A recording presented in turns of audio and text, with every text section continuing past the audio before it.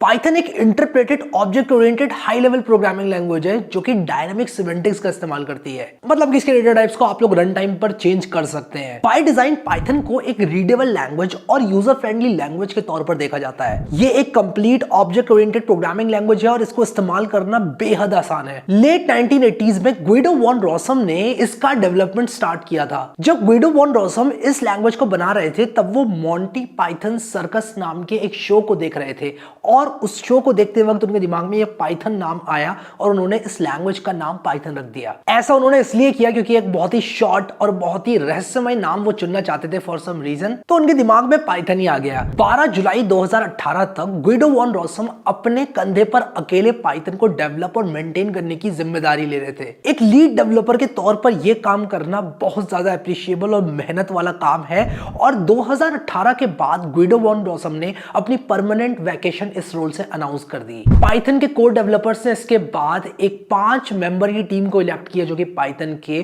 Further development को lead करेंगे। Guido von रॉसम ने खुद बताया कि what started the development of Python और उन्होंने ये टेक्स्ट लिखा जो कि आप लोग रीड आउट कर सकते हो वीडियो पॉज करके। पाइथन की इतनी लंबी जर्नी के बाद पाइथन आज की तारीख में one of the most preferred programming language के तौर पर देखी जाती है। 1990s में पाइथन का डेवलपमेंट बहुत ही जोरों शोरों से चला और 2000 सन में पाइथन 2 को रिलीज किया गया। इसके बाद 2008 में पाइथन 3 को रिलीज किया गया। पाइथन 3 के साथ साथ एक 223 नाम की यूटिलिटी को रिलीज किया गया जो कि आपके पाइथन 2 के कोड को पाइथन 3 में कन्वर्ट करने में आपको मदद करती थी। पाइथन की पॉपुलैरिटी की वजह से 2008 के बाद भी बहुत सारे लोग पाइथन 2.7 को इस्तेमाल करते थे क्योंकि वो उसके सिंटैक्स से काफी कंफर्टेबल हो गए थे और क्योंकि पाइथन 3 में कुछ चेंजेस ऐसे आए थे जो कि काफी पाइथन 2 से अलग थे। डेवलपर्स लर्निंग इनर्शिया की वजह से पाइथन 3 में माइग्रेट नहीं हो रहे थे। पाइथन 2.7 का एंड ऑफ लाइफ अनाउंस किया गया 2015 में, यानी कि इसके बाद पाइथन 2 का कोई भी अपडेट वगैरह नहीं पुश किया जाएगा और सारा का सारा कोड डेवलपमेंट पाइथन 3 को लेकर ही चलेगा। पाइथन का वर्जन 3.9.2 और 3.8.8 दो ऐसे वर्जन्स थे जिनके डेवलपमेंट को काफी तेजी से किया गया क्योंकि इनमें आए कुछ सिक्योरिटी अपडेट्स जो कि मिसिंग थे पाइथन में और कुछ वल्नरेबिलिटीज जैसे कि रिमोट कोड एग्जीक्यूशन और web cash poisoning previous versions of Python में इन पैचेस को फिक्स करने थे। तो ये थे पाइथन से जुड़े कुछ रोचक तथ्य और रहस्य। अब आ जाता हूं लैंग्वेज में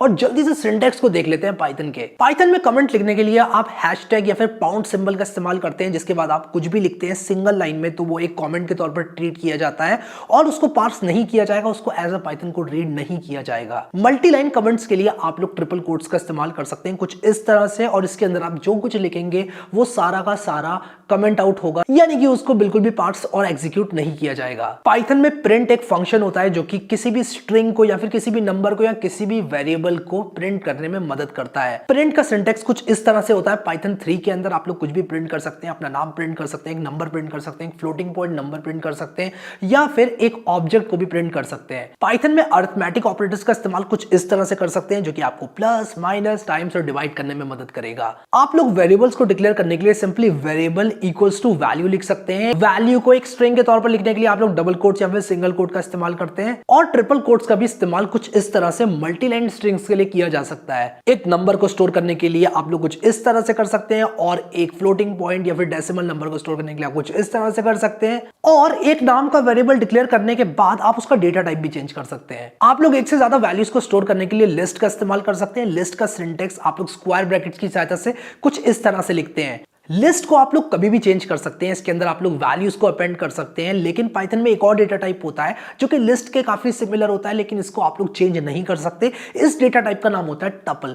टपल को आप लोग कुछ इस तरह से लिख सकते हैं, ये पैरेंथेसिस के अंदर कॉमा सेपरेटेड नंबर्स के तौर पर लिखा जा सकता है। एक नंबर के टपल को लिखने के लिए आप लोग को एक एक्स्ट्रा कॉमा इस तरह से लगाना पड़ता है। अगर मैं लिखूंगा a इज इक्वल टू और ब्रैकेट के अंदर मैं 1 कॉमा और ब्रैकेट को बंद कर दूंगा कुछ इस तरह से, तो ये एक नंबर का टपल मुझे बनाकर दे देगा। की वैल्यू पेयर्स को स्टोर करने के लिए आप लोग डिक्शनरी का इस्तेमाल करते हैं। पाइथन को रीडेबल कहा जाता है और पाइथन को एक ऐसी लैंग्वेज कहा जाता है जो कि डेवलपर्स के यूज के लिए काफी फ्रेंडली है, बिगिनर्स के लिए फ्रेंडली है और ये डिक्शनरी का नाम बिल्कुल उसी तरह से चुना गया है जैसे कि आप असली डिक्शनरी में, एक असली ऑक्सफोर्ड डिक्शनरी के अंदर की वैल्यू पेयर्स देखते हैं। कीज होती हैं वो वर्ड्स जिनके मीनिंग आप लोग देखना चाहते हैं और मीनिंग होती है वैल्यू, यानी कि वो चीज जो कि आप देखना चाहते हैं। पाइथन के अंदर भी आप लोग डिक्शनरी को कुछ इस तरह से बना सकते सकते हैं। इसका सिंटेक्स कर्ली ब्रैकेट को यूज करके आप लोग जिस तरह से लिख सकते हैं और आप लोग की वैल्यू पेयर्स कुछ इस तरह से लिख सकते हैं। फिर इन की वैल्यू पेयर्स को एक्सेस करने के लिए आप लोग कुछ इस तरह से लिख सकते हैं। पाइथन के अंदर एक और कलेक्शन होती है सेट। सेट का बेसिक आइडिया ये होता है कि आप लोग सेट के अंदर डुप्लीकेट वैल्यूज को नहीं डाल सकते। इस तरह से आप लोग एक सेट को इनिशियलाइज कर सकते हैं और अगर आप लोग सेट के अंदर 1 डालेंगे, उसके बाद 2 डालेंगे,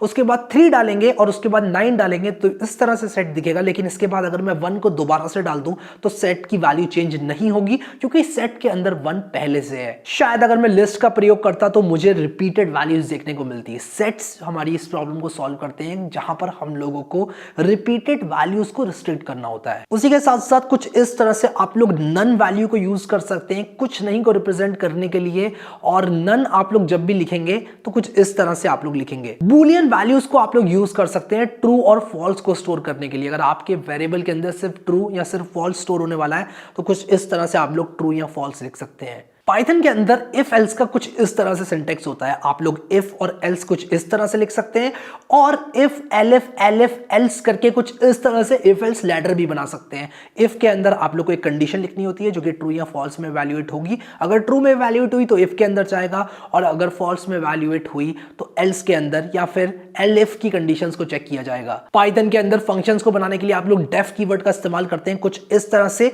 फंक्शन के अंदर आप लोग वैल्यूज को रिटर्न भी कर सकते हैं और अगर आप लोग कुछ भी रिटर्न नहीं करेंगे फंक्शन के अंदर तो नन वैल्यू रिटर्न होगी। ये वही नन है जिसके बारे में मैंने आपको अभी थोड़ी देर पहले बताया था। पाइथन की सबसे बड़ी ब्यूटी है मॉड्यूल्स। बहुत सारे लोगों ने बहुत सारा कोड लिख कर रखा हुआ है पाइथन के अंदर जो कि आप लोग यूज कर सकते हैं इंपोर्ट करके, और इस कोड को इंपोर्ट करेंगे आप लोग मॉड्यूल के तौर पर। इंपोर्ट करने के लिए कुछ इस तरह का सिंटेक्स होता है पाइथन के अंदर। अब ये मॉड्यूल्स दो तरह के होते हैं, बिल्ट इन और external modules. Built in modules Python के अंदर पहले से होते हैं, आपको उनको इंस्टॉल करने की जरूरत नहीं पड़ती है। लेकिन जो एक्सटर्नल मॉड्यूल्स होते हैं उनको आप लोग पिप की सहायता से या फिर किसी और टूल की सहायता से इंस्टॉल करने की जरूरत आपको पड़ती है ताकि आप लोग दूसरे के द्वारा उस कोड को अपने कंप्यूटर के अंदर लेकर आ पाएं और अपनी पाइथन स्क्रिप्ट के अंदर यूज कर पाएं। ये कोड यूजुअली क्लासेस और फंक्शंस के तौर पे होता है। जब आप पाइथन में एडवांस हो जाएंगे तो शायद आप लोग अपना मॉड्यूल भी खुद से बनाएंगे और शायद उसको पब्लिश भी करेंगे ताकि दूसरे लोग आपके द्वारा लिखे गए कोड को यूज कर सकें। पाइथन एक ऑब्जेक्ट ओरिएंटेड प्रोग्रामिंग लैंग्वेज भी है, यानी कि आप लोग क्लासेस और ऑब्जेक्ट्स का प्रयोग कर सकते हैं, ऑब्जेक्ट ओरिएंटेड पैराडाइम को यूज कर सकते हैं। ऑब्जेक्ट ओरिएंटेड प्रोग्रामिंग का मतलब आप लोग एक क्लास जो कि ब्लूप्रिंट होती है उसकी सहायता से कुछ ऑब्जेक्ट्स बना सकते हैं। अगर मैं यहाँ पर एक एम्प्टी फॉर्म को क्लास मान लूं तो इंडिविजुअल लोगों के भरे हुए फॉर्म्स को मैं यहाँ पर ऑब्जेक्ट्स कहूंगा, इस क्लास से फॉर्म किए गए ऑब्जेक्ट्स। आप लोग अपनी कस्टम क्लासेस बना सकते हैं और ऑलरेडी डिफाइंड क्लासेस को इनहेरिट करके क्लासेस को चेंज कर सकते हैं, और ये सारा का सारा काम आप लोग पाइथन के ऑसम और इजी टू यूज सिंटेक्स के अंदर रहते हुए कर सकते हैं। तो ये था पाइथन के बारे में एक ब्रीफ। अभी के लिए इस वीडियो में इतना है guys. Thank you so much guys for watching this video and I will see you next time.